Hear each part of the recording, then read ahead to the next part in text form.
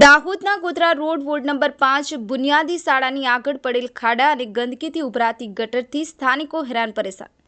દાહોદ શહેરના Godhra road ward number 5 સાંસીવાડ વિસ્તાર બુનિયાદી શાળાની આગળ રસ્તા પર પડેલા ખાડાના કારણે સ્થાનિક રહીશો તેમજ તે રસ્તા પરથી અવરજવર કરતા રાહદારીઓ હેરાન પરેશાન થયા છે।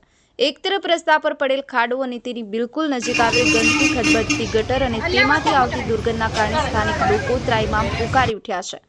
અવારનવાર રસ્તા પર પડેલા ખાડાઓના કારણે તથા અકસ્માતોને ટાળવા સ્થાનિક યુવકો દ્વારા સ્વખર્ચે લોખંડની જાળી મૂકતા લોકોને રાહત અનુભવી છે, પણ તેના નજીક જે ખાડો પડેલો છે જેનું પુરાણ કરવા સ્થાનિક સુધરાઈ સભ્યોની વારંવાર અનેકોવાર રજૂઆત કરી તો છતાંય આજ દિન સુધી તે રજૂઆતનું નિરાકરણ કરવામાં આવ્યું નથી અને સ્થાનિક સુધરાઈ સભ્યો દ્વારા આંખાડા કાન કરી દેવામાં આવતા હોવાનું સ્થાનિક રહીશો દ્વારા જણાવવામાં આવ્યું છે, જેથી રસ્તા પર પડેલા ખાડાને વહેલામાં વહેલી તકે પુરાણ વિસ્તારમાં સાફ સફાઈ તેમજ તે વિસ્તારમાં સ્થિત ગંદકીથી ઉભરાતી ગટરની સફાઈ કરવામાં આવે તેવી માંગ ઉઠવા પામી છે। સંવાદદાતા સંજય જયસ્વાલ, પંચમહાલ સત્ય ન્યૂઝ, મહીસાગર। આ વિસ્તાર છે ગોધરા રોડ સાંસીવાડા બુનિયાદી સ્કૂલના સામે। અમને આ સમસ્યા છે કે અહીં ગટર ખોદીને ગયા હતા એ લોકો નગરપાલિકાના માણસો, પણ એમને એ લોકો પૂરીને ગયા નથી। એમને આવવા જવાવાળા માટે તકલીફ થાય છે, સ્કૂલના બચ્ચાઓને તકલીફ થાય છે, અમારે પણ તકલીફ થાય છે।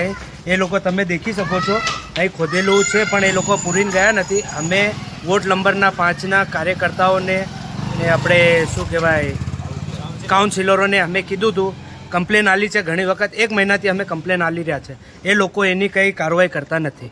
आपका नाम? મારું નામ રાहुलભાઈ રાજુભાઈ રાયચંદ। मेरा नाम अरुण महेश भाई रायचंद है। આ કયો વિસ્તાર છે? गोधरा रोड सांसीवाड़ा। और यहाँ पर गटर का लाइन का काम हुआ था, तो यहाँ पे चेम्बर में से पानी निकलता है और ये करके गए, लाइन जोड़ी नहीं और सब पानी भरा था और ये कचरा बहुत है।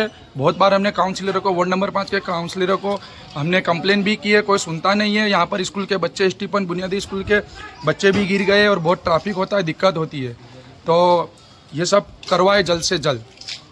हमारे छोटे जो ऐसे खुले कर करके चले गए, कुछ करते नहीं, तो हमारे छोटे छोटे बच्चे नाली में गिर जाते बार बार।